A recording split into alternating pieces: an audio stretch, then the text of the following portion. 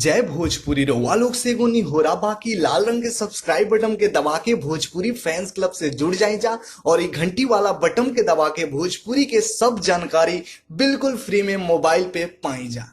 रउआ सब भोजपुरिया श्रोतागण के हम जीजी तिवारी जी भोजपुरी फैंस क्लब के माध्यम से प्रणाम करतानी। आशा करतानी कि आप लोग बहुत बढ़िया हम आप लोग के रिपोर्ट में बतावे जा रहा बानी रितेश पांडे के वो नया बोलबम सॉन्ग वीडियो के बारे में। जी हाँ भैया, जौन की रिलीज हो गल बा लेकिन एक बहुत ही कम व्यू गईल बा। काहे के रीजन बाटे कि गाना जौन बाटे रिलीज भइल बा एगो नया कंपनी से। जी हाँ भैया, ऐसे आप लोग के बीच में रिपोर्ट लेके आइल बानी। ओकरा से पहले को रिक्वेस्ट बा, अगर आप लोग चैनल के सब्सक्राइब नहीं किया के लिए तो जरूर कर लीजा और घंटी वाला बटन भी दबा लेम जा। चलिए आप लोग को बता दी कि रितेश पांडे के गाना हमार भोला भंडारी जौन का ऑडियो भी रिलीज हो चुकल बाटे, लेकिन वीडियो आज आप लोग के बीच में संक्रांति फिल्म क्रिएशन पर रिलीज भइल बा। जी हाँ भैया, संक्रांति फिल्म क्रिएशन पे जौन के वो नया कंपनी बा, कंपनी से बहुत ही शानदार वीडियो आयल बा। लोकेशन काफी जबरदस्त बा, वीडियो के बहुत ही मस्त वीडियो लाग रहा बा। और रितेश पांडे के तो आवाज आप लोग जानते बनी, दिल में उतर जाला। रितेश पांडे का गजब गाना कइले बारे, लेकिन वीडियो के सबसे बात अगर खास बताओ तनी कि वीडियो के लोकेशन बड़ा अच्छा लाग रहा बा। काहे कि जौन लोकेशन बाटे